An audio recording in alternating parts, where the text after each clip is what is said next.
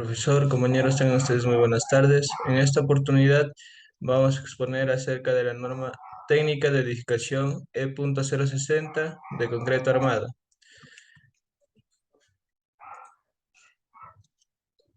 Bien, en el capítulo 1 tenemos los requisitos generales. En el primer punto, al alcance. Esta norma fija los requisitos y exigencias mínimas para el análisis y el diseño, los materiales, la construcción, el control de calidad y la supervisión de estructuras de concreto armado, preforzado y simple.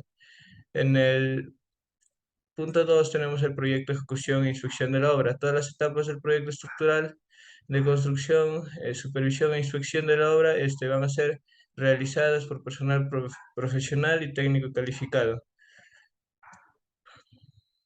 Como, como tercero y cuarto punto tenemos sistemas no convencionales y las normas de materiales y procedimientos citados, ¿no? En lo que nos dice que los promotores de cualquier sistema de construcción dentro del alcance de esta norma, cuya idoneidad ha sido demostrada por éxito en su empleo por el medio de análisis o ensayos, pero que no cumple con las condiciones de esta norma o no está explícitamente tratado en ella, ¿no? Deberá presentar los estudios en los que se basa su diseño sencillo, el cual, luego de la evaluación pertinente, propondrá al Ministerio de Vivienda, Construcción y Saneamiento su aprobación.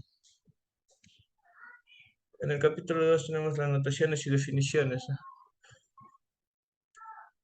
Ahí, como podemos observar, los términos en esta lista se utilizan en esta norma. En las definiciones eh, se definen los términos de uso general de esta norma. El punto número 3, los materiales. En lo que tenemos en el primer punto es ensayos de materiales. La supervisión podrá ordenar en cualquier etapa de ejecución del proyecto, ¿no?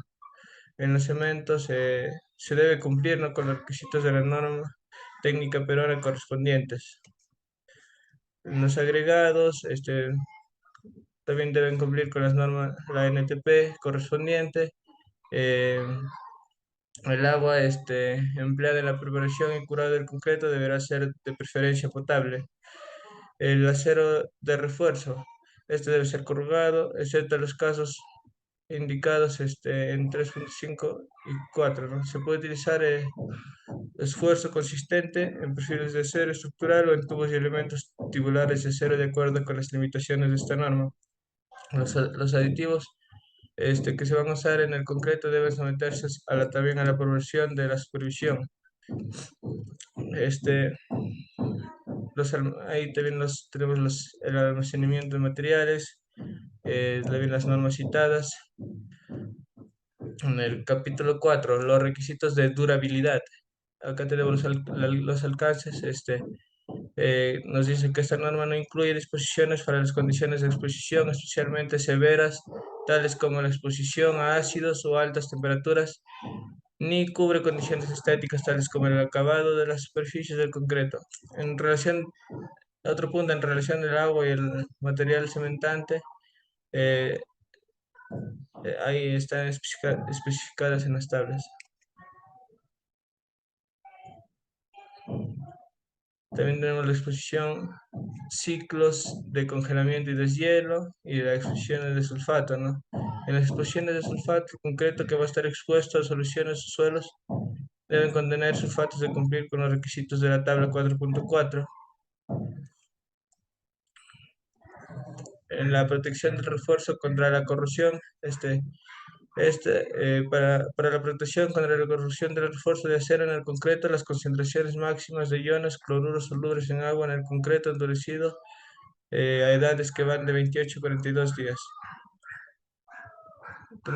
Tenemos en el capítulo 5 la calidad del concreto mezclado y colocación. En lo que es el primer punto, sus generalidades, que el concreto debe dosificarse para que proporcione una resistencia promedio a la compresión. También la dosificación del concreto, cuando se emplean materiales diferentes para distintas partes de una obra, debe evaluarse cada una de las combinaciones de ellas. Ahí tenemos la dosificación basada en la experiencia en obra o en mezclas de prueba, la dosificación cuando no se cuenta con experiencia en obra o mezclas de prueba. También la preparación del equipo y del lugar de colocación del concreto y el mezclado del concreto. El transporte del concreto, que va a ser transportado desde la mezcladora hasta el sitio final de colocación, ¿no? Empleando métodos que eviten la segregación y la colocación del concreto, que debe ser depositado lo más cerca posible de su ubicación final para evitar la segregación debido a su manipulación o desplazamiento. También tenemos la protección y curado, los requisitos para clima frío y por último los requisitos para clima cálido, ¿no? Lo que nos dice la norma, para los fines de esta norma se considera clima cálido cualquier combinación de alta temperatura ambiente, baja humedad relativa y alta velocidad del viento, ¿no? Que tienda a perjudicar la calidad de concreto fresco o endurecido. Continuando con la exposición, tenemos el capítulo 6, encofrados, tuberías embebidas y juntas de construcción. El diseño del encofrado. Los encofrados deben permitir obtener una estructura que cumpla con los perfiles, niveles, alineamientos y dimensiones de los elementos según lo indicado en los plazos de diseño y en las especificaciones. La remoción de encofrados puntuales y reapuntalamiento. Los encofrados deben retirarse de tal manera que no se afecte negativamente la seguridad o condiciones de los servicios de la estructura. El concreto expuesto por el desencofrado debe tener suficiente resistencia para no ser dañado por las operaciones de desencofrado. Las tuberías y ductos embebidos en el concreto se permite previa aprobación de la supervisión embebeder en el concreto tuberías, ductos e insertos de cualquier material que no sea perjudicial para el concreto y que esté dentro de las limitaciones. En juntas de construcción es importante para la integridad de la estructura que todas las juntas de construcción estén cuidadosamente definidas en los documentos de la construcción y que se construyan según lo especificado. Cualquier variación debe ser aprobada por la supervisión. Capítulo 7. Detalles del refuerzo. En detalles del refuerzo, según la norma, se va a utilizar dobles de 180, dobles de 90, para ganchos de estribos, ganchos de grapas suplementarias, para ganchos de estribos y ganchos de grapas suplementarias con responsabilidades sísmicas. Los diámetros mínimos del doblado, como lo pueden apreciar, aquí en la tabla tenemos los diámetros interiores mínimos del doblado. En el doblado, todo el refuerzo deberá doblarse cuando esté frío, a menos que un profesional del rubro permita hacerlo de otra forma que sea en los planos o otros medidos en que se especifique. Las condiciones de la superficie de refuerzo. Cuando el concreto es colocado, este debe estar libre de residuos o otros componentes que reduzcan la adherencia. El acero preesforzado debe estar con las dimensiones mínimas y limpio de oxidación, excesivos, aceites, suciedad, escamas, picaduras. Sin embargo, es admitido una ligera oxidación. La colocación del refuerzo, el refuerzo incluyendo los tendones y los ductos de perforados, debe colocarse con una precisión adecuada, asegurando antes el concreto. El ingeniero proyectista debe especificar otros valores y colocar las posiciones específicas dentro de las tolerancias indicadas. Los detalles de las especificaciones del refuerzo para dichas columnas. Tenemos las barras dobladas por cambio de secciones y los núcleos de acero. En conexiones se debe disponer de confinamiento para los empalmes de refuerzo que continúa y para el anclaje de refuerzo que termina en estas conexiones. El confinamiento en las conexiones debe consistir en estribos cerrados o espirales. En capítulo 8, el análisis y diseño y condiciones generales. Tenemos para este diseño de estructuras de concreto armado, se utiliza el diseño por resistencia. Las cargas, las estructuras deben diseñarse para resistir toda la carga que pueda tener durante su vida útil. Flexión y carga axial. Las deformaciones unitarias en el refuerzo y el concreto deben superponerse directamente a una distancia del eje neutro, excepto que debe emplearse un análisis que consiste de la distribución no lineal de las deformaciones unitarias. El diseño de las secciones transversales sometidas a carga axial o flexión debe basarse en el equilibrio y la compatibilidad de las deformaciones utilizando hipótesis. Cortante y torsión. Resistencia cortante. Para elementos no preesforzados se permite diseñar las secciones o localizadas a una distancia menor a de medida desde la cara de apoyo. Para el diseño de torsión, en los casos de resistencia la torsión es indispensable para el equilibrio de la estructura, longitudes de desarrollos y empalmes de refuerzos. Es el cálculo para el refuerzo de cada sección de los elementos de concreto estructural, longitud de desarrollo de barras corrugadas y de alambres corrugados de tracción. Las longitudes de barras corrugadas y alambres corrugados de tracción no debe ser mayor a 300 milímetros. Desarrollo de ganchos estándar en tracción. La longitud de desarrollo de tracción, radio de doblez y el diámetro de la barra son los elementos que se incluyen en la longitud.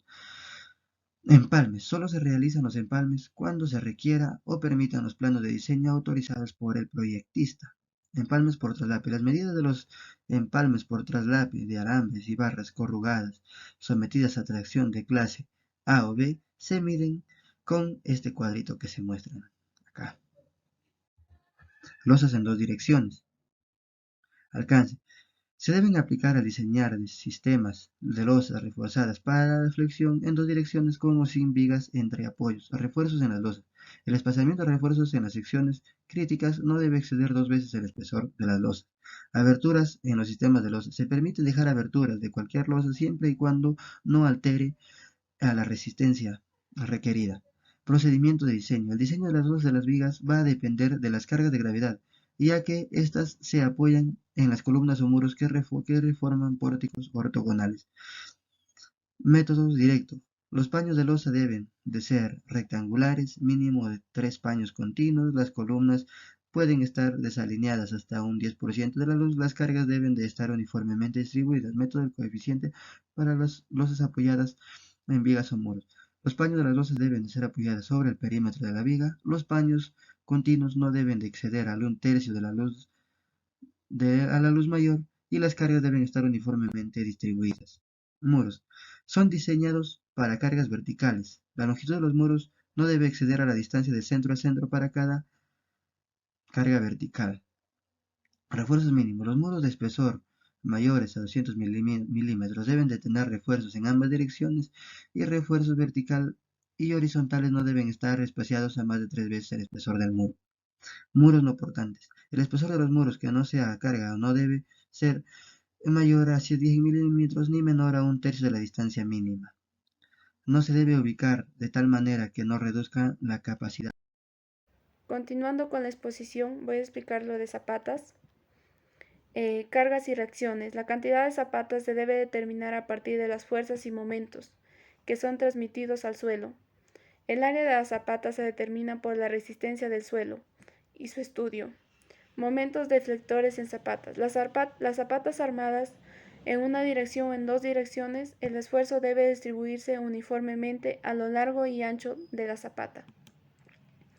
Desarrollo del esfuerzo en zapatas. La tracción y compresión calculada en el refuerzo debe desarrollarse a cada lado de la sección, mediante ganchos o dispositivos. Zapatas combinadas y losas de cimentación. Las zapatas que soportan más de un muro o columna deben ser diseñados para resistir cargas amplificadas. Concreto prefabricado. Estos elementos prefabricados deben de incluir condiciones de carga desde su fabricación inicial. El diseño de los elementos. Las losas de pisos o techos en una dirección en paneles de muros prefabricados, pre-reforzados con anchos menores de 3.6 metros, que permite refuerzos por retracción.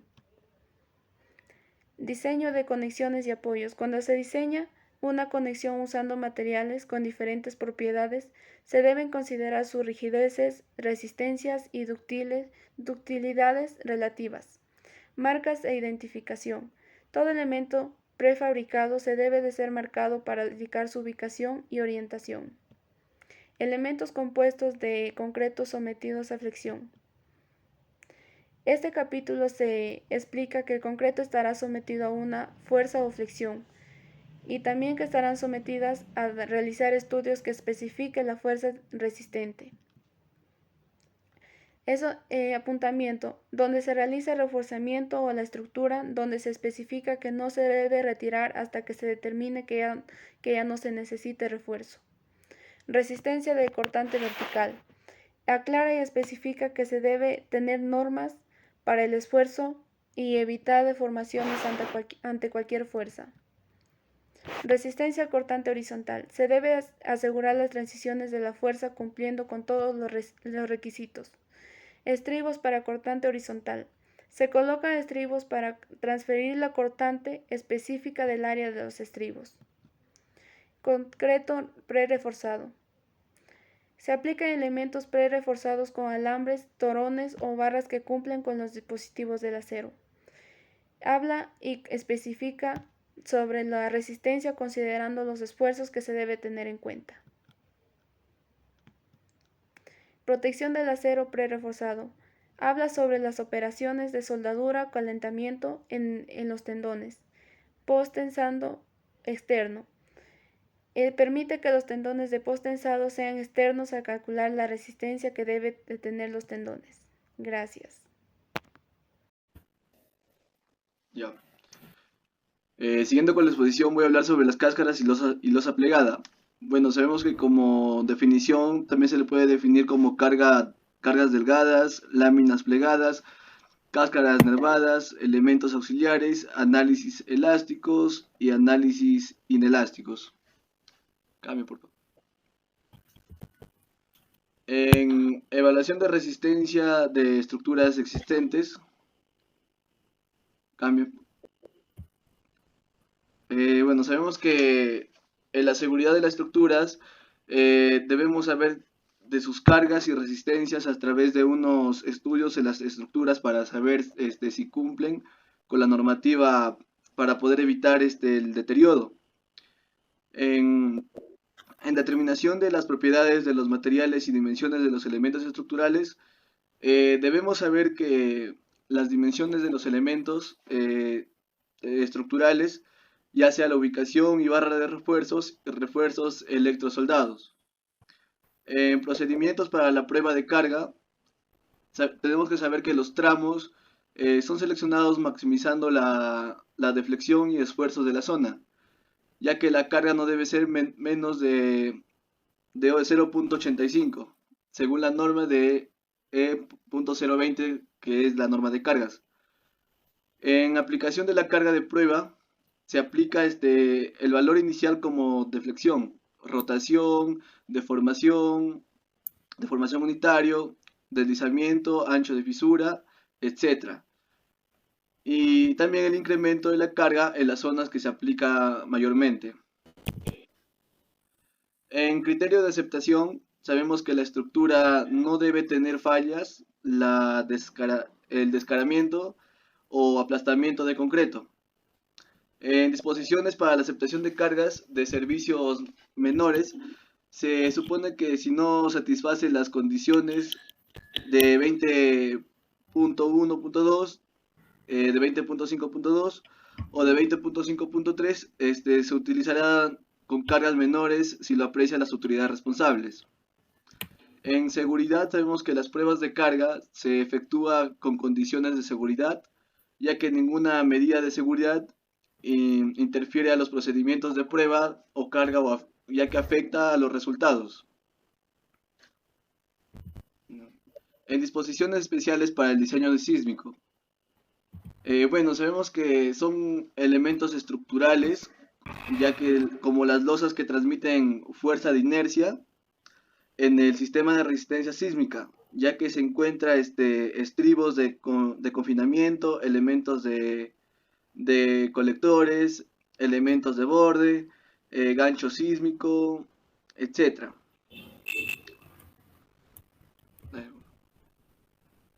Bueno, como alcances, sabemos que los alcances son elementos de concreto armado de estructuras determinando las fuerzas sísmicas de diseño, ya que las cuales se harán según la norma de 070 de albañilería.